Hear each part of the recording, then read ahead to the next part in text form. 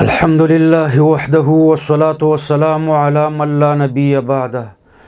اکثر مسلمانان ورونه د وترو د لمانځه په باره کې پوښتنې کوي. ګورئ ورونو، د وترو د لمانځه یوازې د رکعاتونو د تعداد مسئله نه ده چې د وترو د لمانځه څو رکعاته دي، بلکې د وترو په باره کې به زه تاسو ته د الله پاک په توفیق باندې 10 مسئلې اجمالاً عرض کم. اول دا چې وتر واجب دي، دوهم دا چې وتر 3 رکعاته دي، دریم دا چې پوره کال 3 رکعاته دي، او څلورم دا چې صرف په اخر کې سلام دی، یعنی 3 رکعاته په یو سلام دي، او پنځم دا چې د وترو په لمانځه کې 2 قیدی دي، او شپږم دا چې په هر رکعت کې یو سورت دی، یعنی 3 سورتونه پکې لوستل کیږي، او اوم د دعای قنوت الفاظ، او اتم دا دعای قنوت به د رکوع نه مخکې لوستل کیږي، دعای قنوت قبل الرکوع ورته وایي. نهم دا رفع الیدین عند القنوت، چې کله دعای قنوت لولې نو په دې ټیم کې به لاسونه اوچتوئ، رفع الیدین به کوئ. او لسم یو وضاحت چې قنوت په څو قسمه دی. اوله مسئله دا ده چې وتر واجب دی. د حضرت ابو ایوب انصاری رضی الله عنه په حدیث کې د رسول الله صلی الله علیه وسلم صریح فرمان دی. رسول الله صلی الله علیه وسلم فرمایلی دی چې الوتر حق واجب علی کل مسلم، اخرجه احمد و ابن حبان و اصحاب السنن الا الترمذی و اخرجه ابو داود الطیالسی موقوفا. رقم الحدیث ته 593.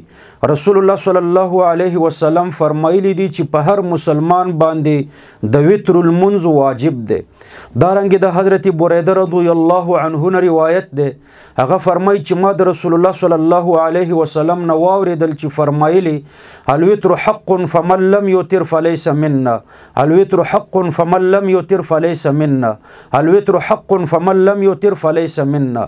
مشکات باب الوتر فصل ثالث، یعنی وتر ثابت او لازم دی، او چا چې وتر ونه کړل هغه زمونږ نه نه دی.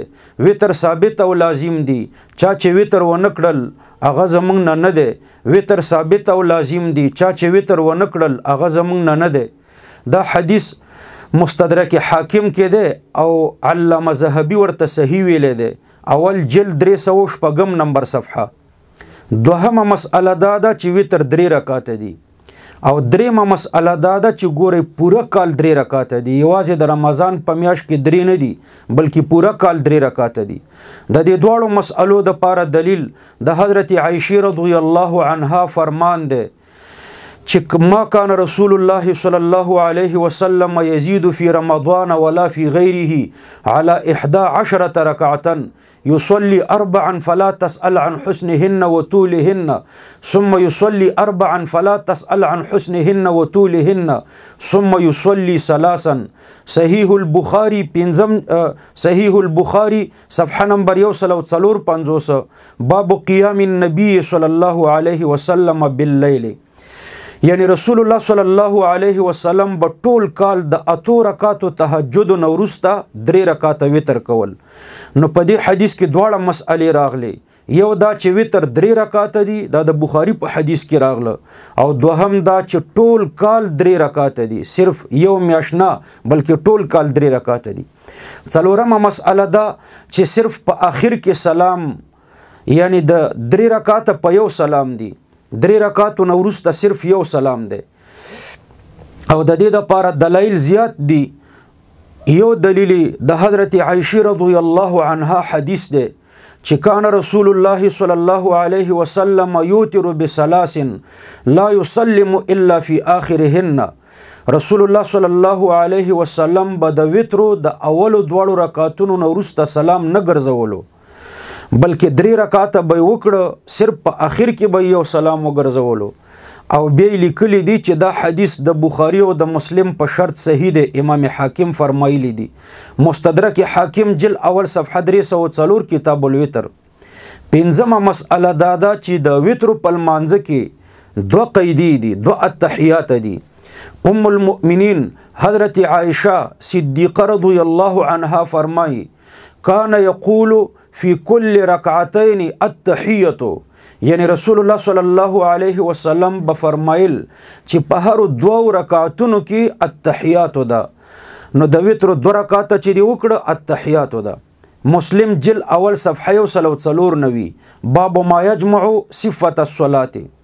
شپږمه مسأله په هر رکعت کې یو سورت ده او د دې لپاره دلیل رسول الله صلی الله علیه وسلم کان یقرأ فی الاولى بسبح اسم ربک الاعلى وفي الثانية بقل يا أيها الكافرون وفي الثالثة بقل هو الله أحد والمعوذتين.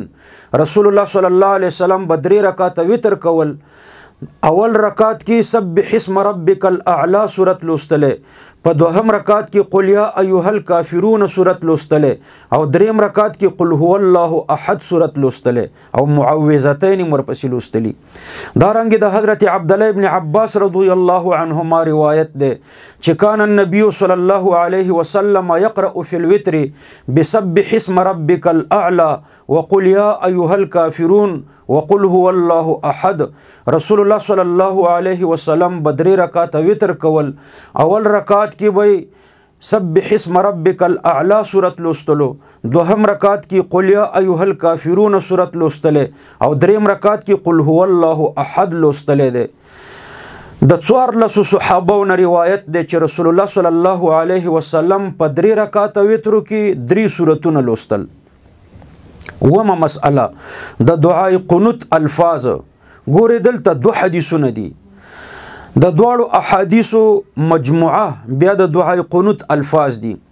اول په یو روایت کې راځي چې حضرت ابو عبد الرحمن فرمایي چې حضرت عبد الله ابن مسعود رضی الله عنه منتدا الفاظ را خودل چې اللهم انا نستعينك ونستغفرك ونثني عليك الخير ولا نكفرك ونخلع ونترك من يفجرك اللهم إياك نعبد ولك نصلي ونسجد وإليك نسعى ونحفظ ونرجو رحمتك ونخشى عذابك إن عذابك الجد بالكفار ملحق.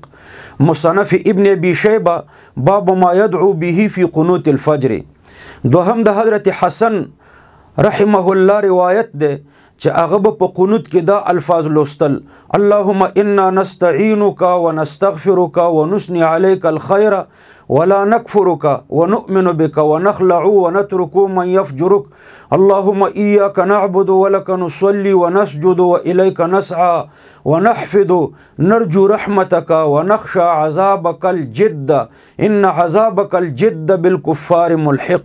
دا په مصنف عبدالرزاق کې ده.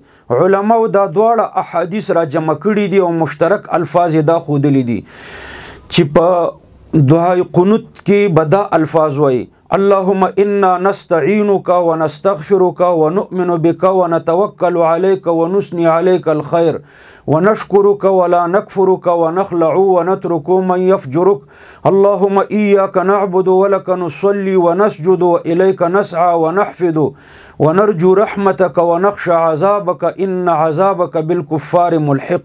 علامہ سیوطی رحمه الله په الاتقان کې په النوع السابع والاربعين من الجزء الثاني کې فرمای چې دا د قرآن 2 سورتونه یو ته سورة الخلع ویلې بل ته سورة الحفظ، اوس تلاوت منسوخ ده.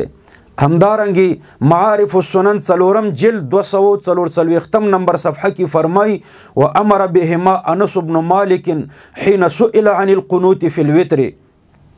په دغه دواړو باندې انس ابن مالک رحم رضی الله عنه حکم کولو چې کله بددنه د وتر د قنوت په باره کې پوښتنه وشوه. اتمه مسأله دعای قنوت په 3 رکعات کې د رکوع نه مخکې لولئ، یعنی په 3 رکعات کې به اوله سورت فاتحه ولولئ، بیا به ورپسې بل سورت ولولئ، بیا به د الله اکبر سره رفع الیدین وکئ، بیا به قنوت وکئ، دعای قنوت به ولولئ او بیا به رکوع ته ځئ. وعن عاصم الأحولي قال سألت أنس بن مالك عن القنوت في الصلاة قبل الركوع أو بعده قال قبله. مشكات باب الوتر الفصل الأول.